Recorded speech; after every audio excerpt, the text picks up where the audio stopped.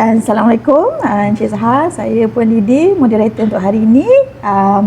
Terima kasih sebab sudi menerima pelawaan kami untuk buat sesi podcast ni ya. Baik, terima kasih. Selamat datang juga di Laziz lah. Laziz Patin. Okey. Boleh tak Cik Zahar, saya panggil Cik Zahar boleh? Boleh. Boleh tak Cik Zahar ceritakan sikit sedikit latar belakang? Saya Sarudi Ahmad, sekarang ni merupakan pengarah urusan di Laziz Global Sdn Bhd, di mana Laziz Global ni actually sebelum ni kita bermula daripada perniagaan bakery. Kita bermula daripada perniagaan bakery yang saya ambil selepas saya habis belajar. Kalau ikutkan saya habis belajar dalam 2003 macam tu, saya ambil belajar dalam bidang occupational therapy. Dalam kalau kita ke hospital tu dalam bidang rehab lah. Rehab, betul. Di ITM Shah Alam. Habis tu saya balik ke kampung, take over business ni daripada ayah saya dan partner dia. Dan time tu saya start mula buat bakery dan kita build up kita punya outlet dekat Arena Temeloh. Tu permulaan dia lah. Dan pada tahun 2017 kita ambil inisiatif yang mana kita nampak Temeloh ni terkenal dengan ikan patin. Betul. Jadi pada 2009 kita ambil inisiatif untuk menternak ikan patin. Kita ada sangkar ikan patin. Dalam masa yang sama kita ada buat sangkar ikan patin. Kita ada lebih kurang 10 biji sangkar. Dan time tu bila mana kita nampak bila kita menternak ikan patin ni, pada permulaan ada satu grouping yang kata kalau kita buat ikan patin ni pasaran dia susah nak dipasarkan. Tapi ada satu grup lagi dia cakap macam tak cukup, stok ikan patin kita tak cukup. Betul. So long story short, kita nampak benda tu rupanya ada deep supply and demand. Dan daripada situlah kita buat paperwork, dapat daripada pihak Lebuh Raya untuk buat kita punya kios patin di Arena Temeloh. So 2017 kita run di Temeloh lah. Di Temeloh. Di permulaannya di Temeloh. Di permulaan di Temeloh. Cik Zahar, di UMP ambil kos apa? Kita ambil MBA lah. MBA, pada tahun 2017. Kita grad dalam 2019 macam tu. 2017-2019. Tapi apa yang buatkan Cik Zahar sambil run business, ada macam orang kata apa, yalah bisnes kan kita memang kena bagi full commitment apa semua, tapi masih boleh cari masa nak belajar, nak masuk kelas balik buat assignment semua. Kan pertama saya kata tadi saya ambil dalam bidang jurusan occupational therapy dan just diploma saja. Yang mana sebenarnya kenapa saya ambil, dia bermula dengan kebengangan.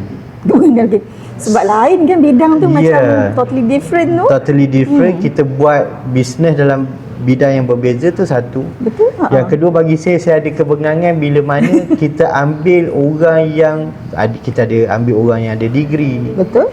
Masuk dengan kita yang dia akan cakap alah bos tu diploma nak arah kita degree.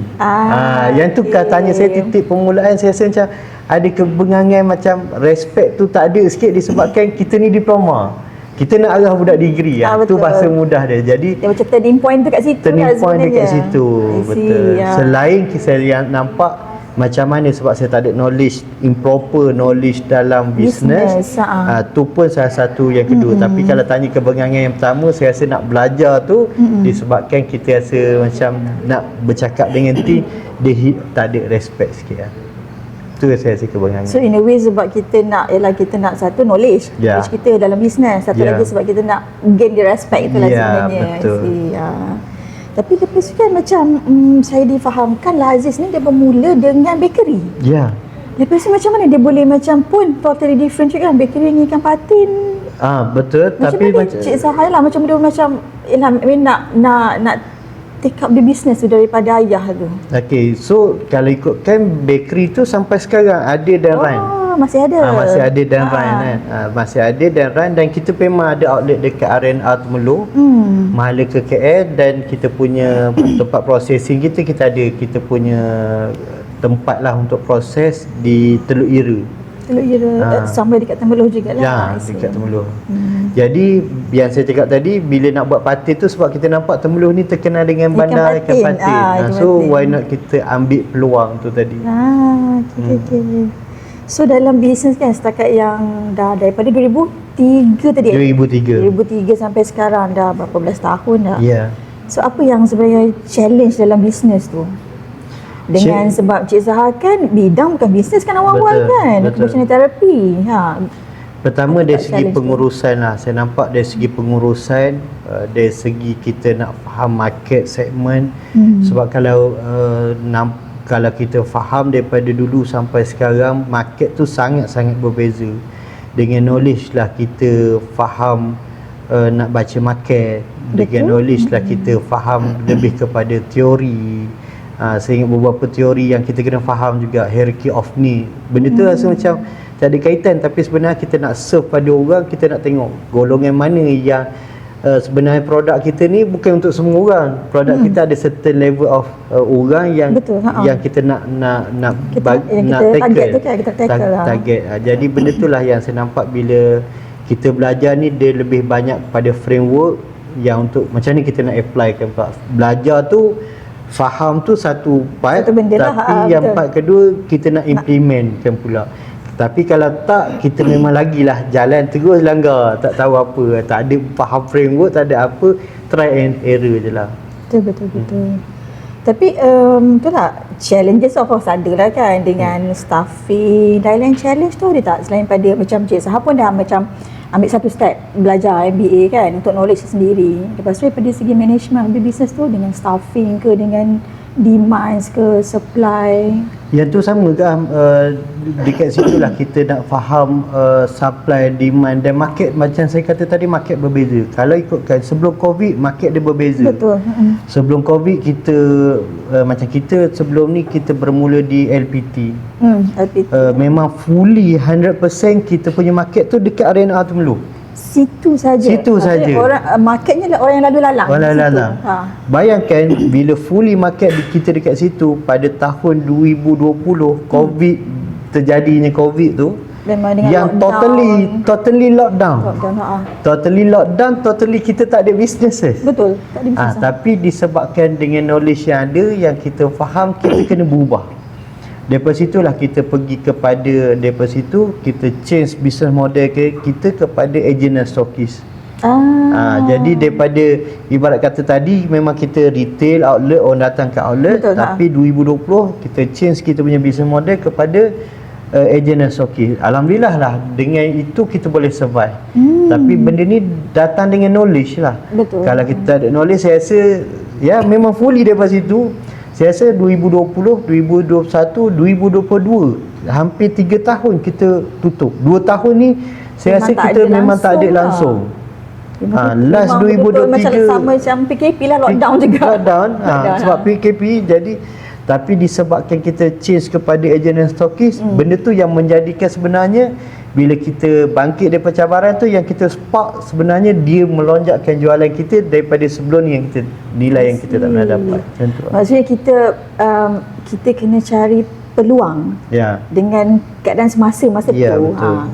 So Laziz Patin ni dia memang bermula dengan pack macam ni ke, ataupun dekat stokis tu dia kedai dulu makan? Kita bukan kedai makan, kita dekat RNA ni pun kita jual. Kita daripada sangka kita bawa ikan tu ke outlet kita. Kita ada kolam yang mana orang ada customer berhenti nak, dia akan sauk ikan tu.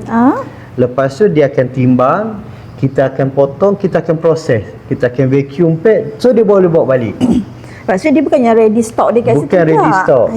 Bukan ready stock, bukan makan. So time tu kita mulakan dengan orang nak ikan. Kalau dulu dia kena keluar ke Temerloh nak beli ikan patin. So kita dah memudahkan diorang ni singgah je kat arena Temerloh tu boleh dapatkan patin. So bila dia boleh dapatkan patin tu, dia tak perlu keluar daripada Temerloh. Betul. Dan permulaannya kita jual ikan patin, dan kita jual lah orang kata bahan-bahan nak buat patin tempoyak. Kita jual set daun kesum, bunga kantan, apa tu, kunyit kan. Complete set Complete dia set tu lah, dia. untuk masak lauk tu. Masak. Lepas tu dia orang cakap tak pandai masak. Kita bagi resepi. Okay. Kita bagi ikan patin, kita bagi set masak ni sekali dengan tempoyak dengan resepi. So dia kata, kita nampak lagi feedback daripada customer. Kita nampak feedback daripada customer, dia kata macam susah lah, tak jadi jugalah kan. Tak dapat dia taste tu Tak kan. dapat dia taste. tu lah. Daripada situlah kita wujudkan paste gulai tempoyak tu. So bila kita R&D buat paste gulai tempoyak ni, yang mana selepas tu orang beli ikan patin, beli paste. So dia balik rumah, letak balik dalam rumah, periuk. letak dalam periuk. Dah terus boleh lah. So maksudnya ialah business tu grow sebab feedback customer Ya, juga betul. kan. Dan last sekali kita jadikan dalam bentuk macam ni lah. Kita Macam ni lah. ikan patin, dua kata dengan paste.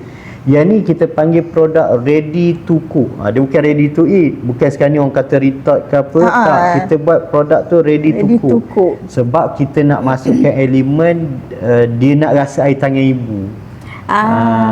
So ada juga ada taste sikit taste tu. Sikit. Sebab kita punya ni adalah satu, yang pertama kita nak air tangan ibu tu sendiri masak. Yang kedua kita nak ikan tu, freshness ikan tu. Bila kita buat kajian kita, yang mana ikan ni bila kita vacuum pack, freshness ikan tu macam hari semalam kita sauk kat sangkar. Macam baru tangkap tadi lah, pagi betul. tadi tangkap. Kalau kita buat frozen macam tu saja, kita yang dah masak, kita bekukan ataupun retort, rasa dia tetap berbeza. Tu yang kita dapat lah. Feedback daripada customer pun ramai cakap macam tu.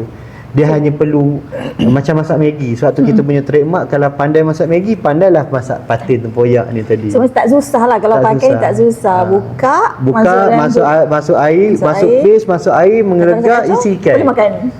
Menarik. Dia macam betul lah, sebab kita dengan kesibukan orang sekarang kan, tapi kita masih nak rasa benda yang macam yelah kat KL kan tak dapat nak jalan. Kalau dapat pun mahal. Betul. So kalau along the way balik singgah, dia boleh beli. Jalan. Betul. Sampai boleh makan. Betul.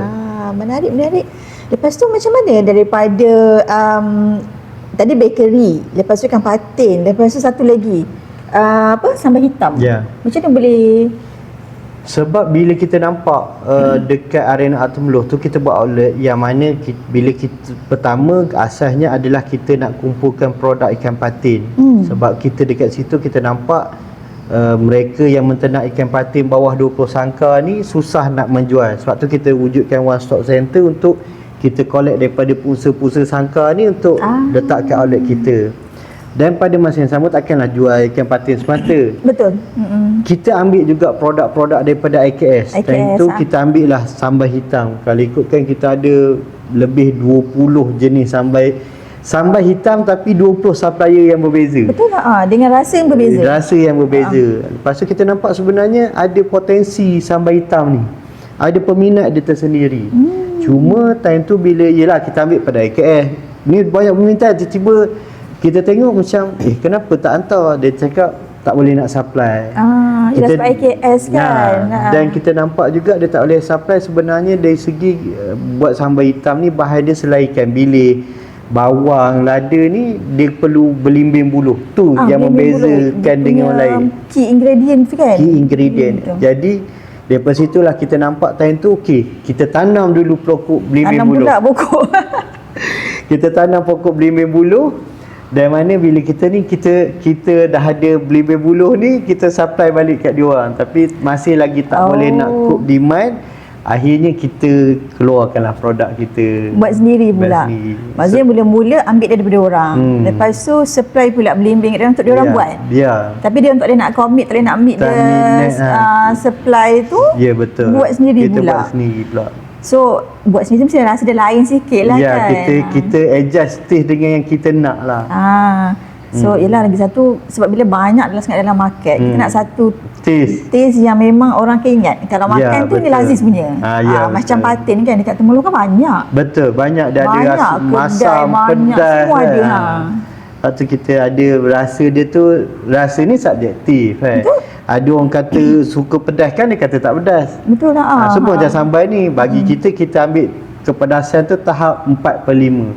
Ada orang suka tak, saya nak kau boleh 6 per 10 6/5 punya pedas kan. So benda tu lah yang rasa ni kita ambil yang mana yang paling ramai feedback daripada customer lah. Betul lah, sebab tapi kalau orang nak pedas boleh tambah sendiri lagi tu kemudian kan. Encik Sah, daripada Cik Sah punya experience sendiri lah kan, dalam belajar bidang lain, occupational therapy tadi kan, lepas tu venture business, lepas tu sambung belajar, lepas tu dengan all those challenges kan, sebenarnya apa yang Cik Sah rasa macam student-student sekarang ni kan, sebab kadang kita pun rasa macam kalau you tak boleh nak cari kerja, you kena buat kerja kan. Faham. Sebenarnya apa macam Cik Sah daripada experience sendiri yang boleh advice adik-adik yang tengah belajar ni kan, apa yang diorang perlu macam what kriteria yang diorang kena build up ke apa. Bagi saya sebenarnya dia experience belajar tu adalah satu learning process. Betul. Kalau tanya saya rasa saya punya team dalam ni ada je dia bukan bidang dia, tapi kita ambil letak kat situ. Dan hatta saya punya one of saya punya orang kuat saya belajar bahagian engineering, marine engineering, tapi buat bahagian account dekat company. Lain sangat tu. Lain sangat. Sama lain juga. Of course kita rasa macam ni that knowledge buat bidang marketing.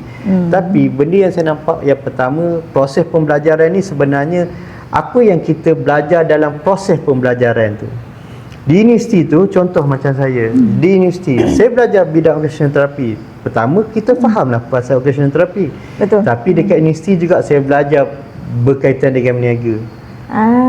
Time tu kalau saya dulu di PJ Jalan Osman, time tu ialah dalam kekangan family kita tak berapa kewangan yang tak, kita survive sendiri.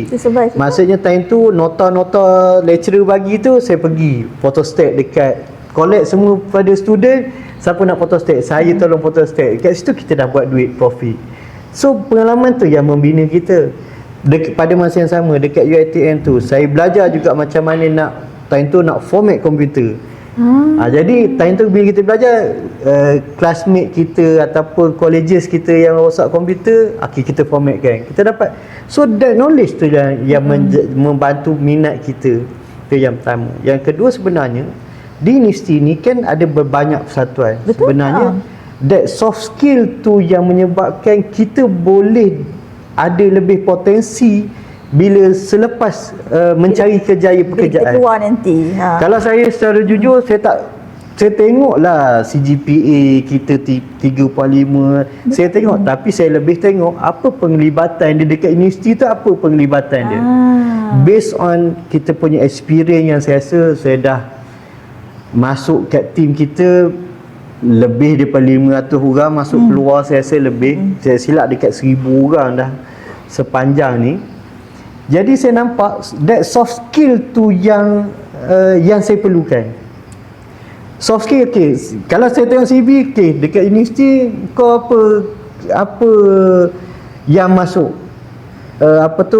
kelab apa kau masuk, aktiviti koko dia orang. Aktiviti koko dia. Apa pelibatan apa? Saya pernah handle benda ni, saya pernah. Sebab bila saya ambil orang macam ni, bila kita ambil dia bekerja, dia boleh selesaikan masalah tu. Dia ada knowledge bidang dia. Contoh, kalau dia bahagian grafik, betul, so dia boleh buat pasal grafik, tapi benda yang kita nak adalah dia boleh selesaikan soft skill yang berkaitan grafik.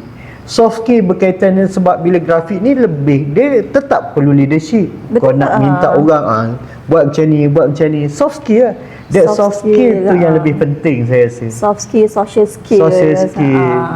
Maksudnya dia lah, betul, kadang budak sekarang dia lebih fokus pada akademik. Ya, betul. Belajar je, pointer bagus. Tak salahkan dia orang. Tak salah, betul. Tapi dia nak communicate tak pandai. Ya, betul. Kan? Macam tak pandai nak menjual diri dia. Yes, tak pandai nak marketkan diri dia. Betul-betul lah.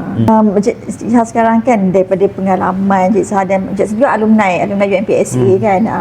Sebenarnya apa Cik Sah nampak macam alumni ni yang boleh macam balik ke universiti untuk membantu?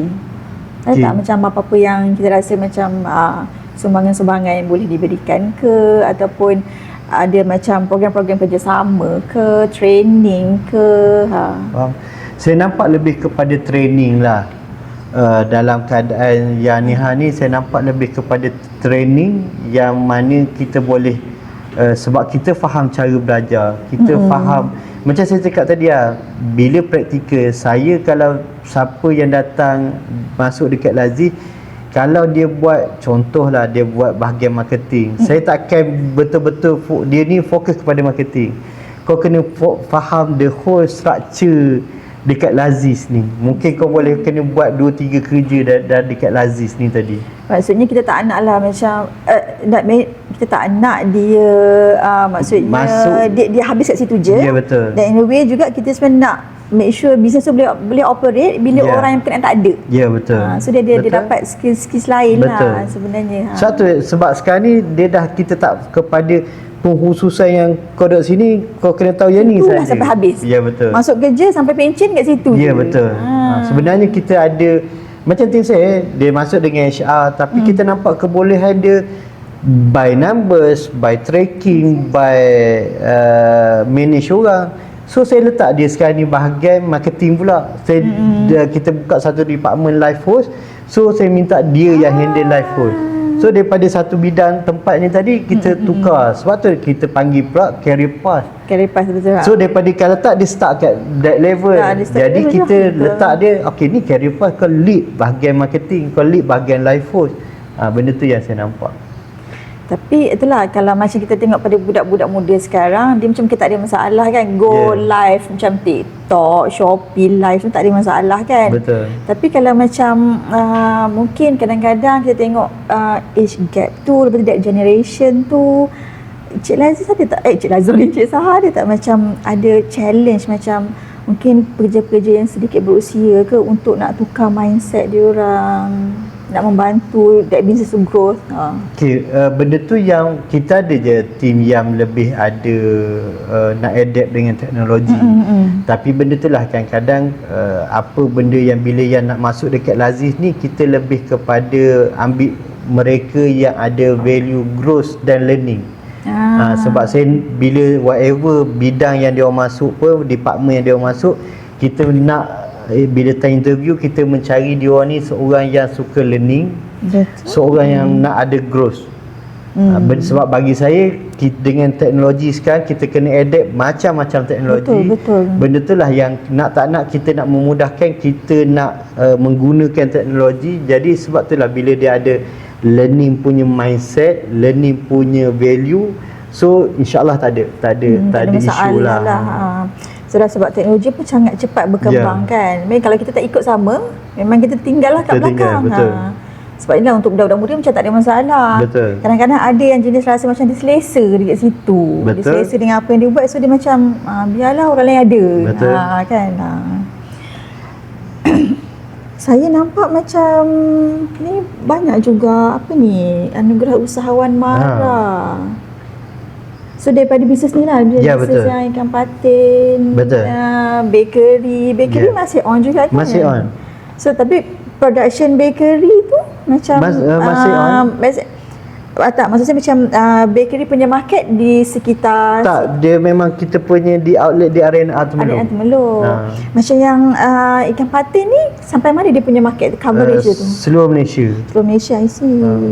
Maksudnya kita boleh post lah maksudnya kan, sebab betul. dia kita macam ikan patin ni pun dia pack macam ni, kita post dalam masa sehari dan seluruh Semenanjung Malaysia insya-Allah sampai. Dalam Wandi, maksudnya kalau dia order hari semalam sebelum 12 tengah hari ni kita akan post, so esok akan sampai lah. So kalau macam dia order pagi ni pun sebelum cut off kita 12 tengah hari, esok sampai. Maksudnya kita Cik Sahar cover nationwide juga lah. Ya, betul. Sabah Sarawak tidak lah. Sabah Sarawak untuk yang tu tak ada. Macam kalau sambal hitam ni okey lah Sabah Sarawak. Sebab dia tahan lama kan. Tapi ada demand tak daripada macam overseas, macam Singapore, macam kita dah 2 kali masuk Singapore punya expo, alhamdulillah. Permintaan dekat sana pun sangat tinggi lah kalau ikutkan kan, dengan currency rate. Cuma benda tu kita still lagi orang kata perlu promosi yang lebih. Betul. Kalau setakat kita bawa ni orang start tahu dah sambal hitam, tapi nak educate lagi lah. Sebab based on kalau ikutkan profitable dia based on currency exchange lebih lah. Cuma bila dekat sana pun dia sama juga. Kalau walaupun currency exchange kita lebih, tapi untuk sewa bus kita currency exchange cost dia tetap besar juga. Kos yang keluar tu besar juga Ya, kan. betul. Tapi kena study juga lah market tu kan, nak venture tu kan. Dan benda tu lah bila dalam kita punya MBA kita itu kita memang belajar pasal bila kita nak masuk ke suatu negara, pasal rule and regulation. Betul. Benda tu tak boleh main terujah macam tu kan. Ya, betul. Nanti kena samai pula. Ya, betul. Saya difahamkan Cik Zaha juga ketua pemuda. Oh, bukan Presiden Majlis Belia Negeri Pahang. So macam mana juga selain daripada bisnes, Cik Zaha macam in a way macam CSR lah kot, Ya, macam terlibat juga. Lepas tu apa yang macam program-program belia yang juga macam membantu belia-belia adik-adik yang baru habis belajar ni. Kita bila kat belia ni kita lebih kepada dia orang punya sosial dan lebih kepada leadership dia orang lah. Program-program yang kepimpinan, program-program sosial, NGO. Kita macam baru ni banjir, kita tolong untuk mereka yang menghadapi musibah banjir, CSR macam tu. So tapi pada masa yang sama benda itulah yang mengajar saya sebagai ada lebih untuk ada leadership skill. Betul. Sebab kalau kita dekat Laziz, saya ada team. Tapi ibarat kata team tu saya bayar gaji. So of course lah bahasa kita mestilah ikut cakap bos. Betul. Tapi bila kita dekat NGO, macam saya sebagai presiden, kita nak handle diorang ni semua NGO. Diorang ni semua yang tak ada gaji, datang secara sukarela untuk run dia belia punya majlis belia contoh, daripada Persatuan Belia. Dan pada masa yang sama, diorang ni pun ada pekerjaan. Betul. Saya punya team members ada pegawai pertanian peringkat daerah. Saya ada diorang ni kontraktor. So macam mana nak buat pelbagai kan? So macam mana nak buat diorang ni yang duduk boleh faham, yang boleh ikut dan jalan dalam satu barisan. Tu leadership skill lah bagi saya yang benda yang kita belajar jugalah kat situ. Yalah, dia challenge jugalah sebab itulah macam Cik Zaha cakap sini, pekerja kita bayar gaji, nak tak nak dia kena dengar cakap. Yang itu orang luar yang mungkin sama level dengan kita kan. Betul. Mungkin lebih atas pada kita. Mungkin lebih atas, betul. Tapi sebab minat je kan. Program-program CSR macam tu. Betul. Challenge jugalah sebenarnya. Ya, betul. Tapi that thing pun sebenarnya kita boleh dapat, betul tak, dekat universiti. Betul. Dengan program-program KOKO tadi tu.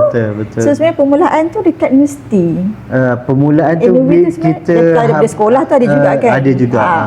Tapi kat universiti pun bila kita join program-program macam tu, yang kita punya lah soft skill, social skills kita, semua tu kan. Akhirnya kita belajar juga macam mana nak berinteraksi dengan orang. Betul. Kan? Macam mana nak deal dengan orang. Kita nak buat macam kita pernah buat festival belia Negeri Pahang. So kita sampai kita bawa Tengku Mahkota Pahang turun, cuma duli join sekali. Benda tu macam mana kita nak soft skill ataupun skill kita nak berurusan dengan istana. Betul lah. Bukan dengan senang kerajaan tu. negeri bukan senang. Benda tu lah yang saya nampak skill yang kita belajar lah juga. So sebenarnya in a way kita boleh cakap akademik penting, tapi skill-skill lain tu turut penting. Sebab nak marketkan diri. Yelah, kalau tidak orang tak nampak kebolehan. Orang tak nak hire kita kerja. Betul kan? So dah berapa lama ya Cik Zaha daripada grad 2017? Daripada 2017 sampai sekarang 2026. Apa Cik Zaha nampak perkembangan universiti UMPSA daripada dulu? Masa Cik Zaha dah tukar nama belum? UMP? Masa UMP lah. Lepas UMPSA. Apa Cik Zaha nampak?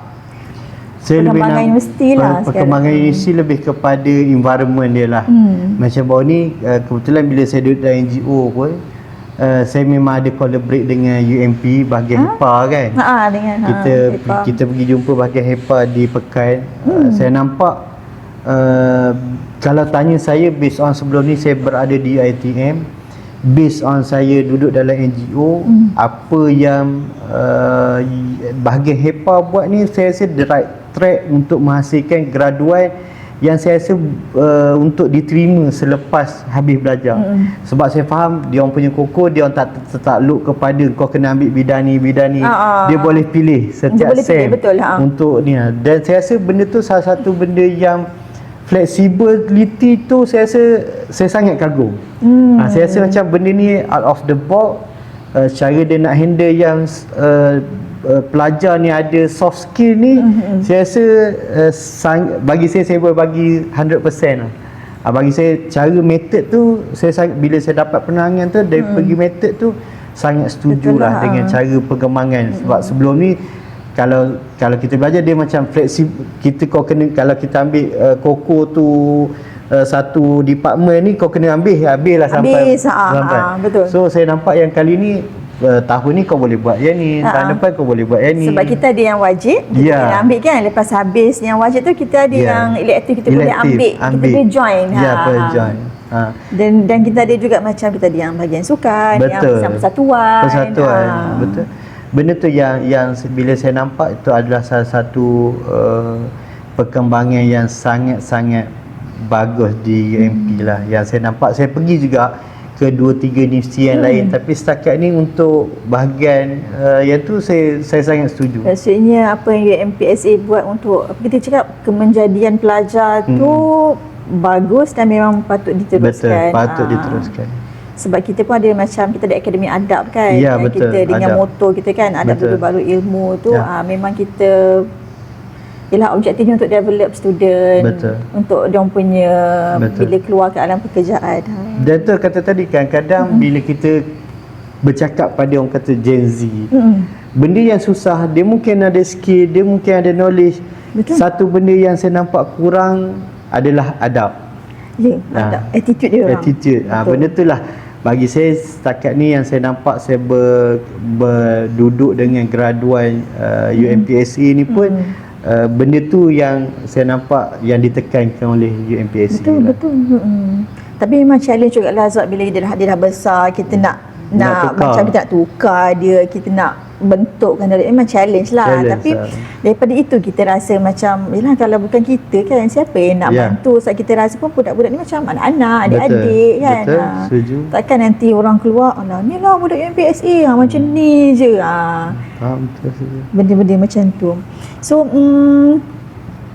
saya rasa macam dah tak ni kot, apa ni, mungkin 2-3 soalan akhir lagi lah. Pengalaman Cik Sahasri sebagai alumni, macam mungkin ada dengan alumni UMPSA kan, program-program yang alumni buat ke, yang UMP buat ke, atau mungkin ada ruang dan peluang kerjasama yang kita boleh collaborate ke? Bagi saya yang itulah, sebenarnya saya pun dah ada beberapa kali saya pergi ke UMPSA juga, kita collaborate dengan UMP. Kita pernah buat test lah, pilot test, yang mana bila kita sebelum ni kita buat ikan patin sangkar dekat Sungai Pahang. Lepas tu kita buat bioflok di Pekan. Bioflok ni menternak ikan sangkar atas darat. Darat lah, dalam kolam dalam tank.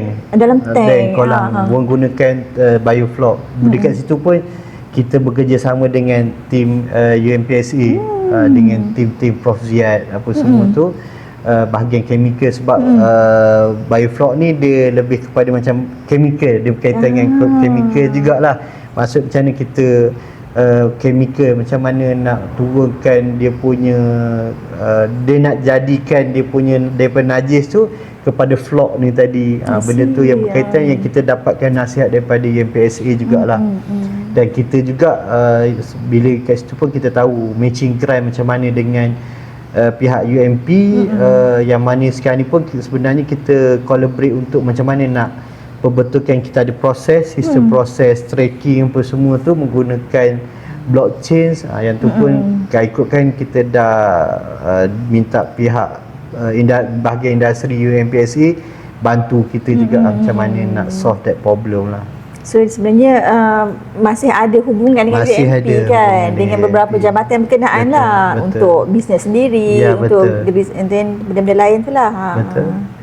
So mungkin last ikut soalan, kata-kata akhir ke atau macam nasihat motivasi untuk adik-adik sekarang yang mungkin nak venture business ke ataupun tak kisah dia nak buat apa, tapi advice daripada alumni yang kita berjaya lah sekarang ni yang mungkin belajar lain, kerja lain. Bagi saya sekarang ni tu kata tadi, kalau di dunia sebenarnya ilmu tu selain ilmu yang kita dapat normal things, sebenarnya kadang-kadang bila kita habis kita tak ada dapat kita tak ada dapat masuk ke bidang yang kita sebab cabaran atau yang kita nak. Contoh kita ambil bahagian otomotif, kadang-kadang tak dapat bahagian otomotif sebab peluangnya mungkin lebih kecil. Betul. Pergaduhan dia banyak. Kadang-kadang kita boleh mencipta, dan kadang-kadang sebenarnya kita faham bila contoh sebenarnya bila saya faham sekarang ni kita ada content creator, kita faham tentang copywriting, script writing. Sebenarnya kalau tanya saya, bila kita belajar berkaitan engineering, dia lebih kepada pemikiran yang berbentuk struktur. Betul, struktur. Dan sebenarnya dalam script ataupun content creator ni tadi, sebenarnya dia memerlukan that structure.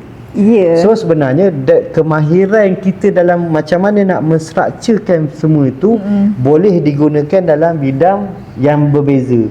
Sama juga kalau kita buat bidang marketing, sebenarnya dia berkaitan dengan numbers dan structure. Betul. Sebab saya pernah pergi visit saya punya company, ada company yang besar yang ada brand yang terkenal. Dia punya head of marketing dia adalah daripada bidang engineering.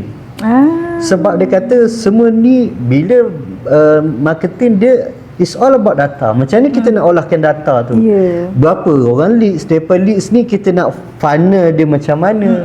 Macam mana bilakah kita macam ni kita nak kita faham that structure marketing tu, macam ni kita nak time X kan dia 10 kali ganda. Benda tu lah sebenarnya yang kita jangan berfikir bahawa aku belajar engineering yang mesti duduk dalam bidang engineering. Sepatutnya kalau kita faham that engineering, kita faham that structure, sebenarnya that konsep tu yang dia boleh bawa. Kita boleh olah dia. Kita boleh sesuaikan dia. Sebab tu macam saya tadi, bila daripada bidang engineering jadi account. Sebab that's numbers, kita faham tentang account. Sebab sekarang ni dia berkaitan software. Kita boleh key in je, tapi kita nak faham that structure, yang ni letak kat mana, nak menstructurekan dia betul-betul kan, duit masuk, duit keluar, nak menstructurekan dia. Sebab tu yang saya kata tadi, kalau kita nak menunggu mungkin tak boleh. Betul. Dan pada masa yang sama sebenarnya kita kena cari the new knowledge. Maksudnya daripada ni kalau tak boleh, sebab tu kita panggil, kita kena ada soft skill ni tadi. Kita perlu tambah knowledge, kemahiran kat luar ni tadi. Maksudnya kadang-kadang sekarang ni betul kata tadi, bila kita nak faham pasal structure, kita faham pasal marketing.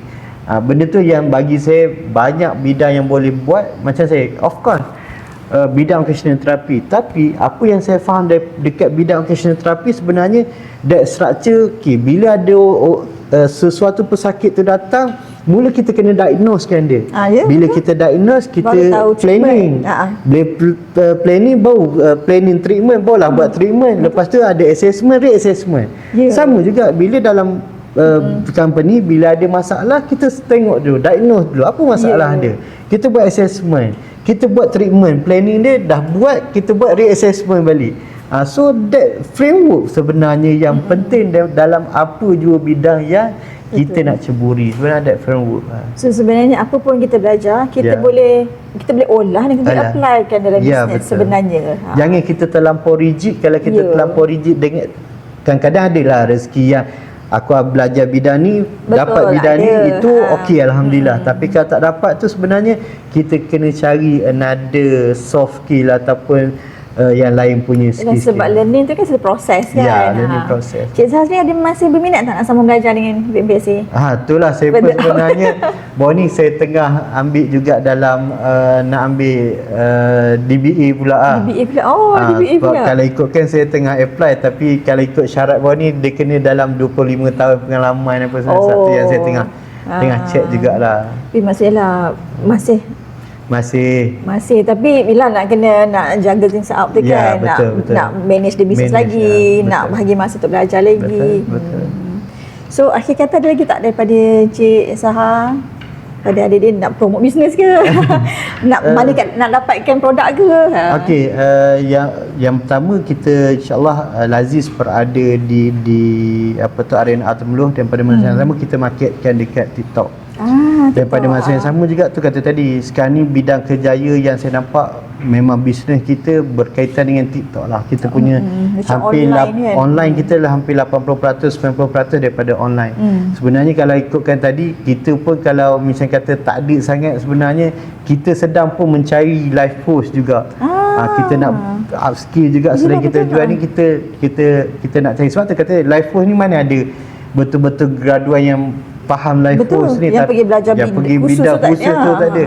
Tapi maksudnya kalau yang graduan yang habis belajar tak tahu, yang ada rasa kebolehan.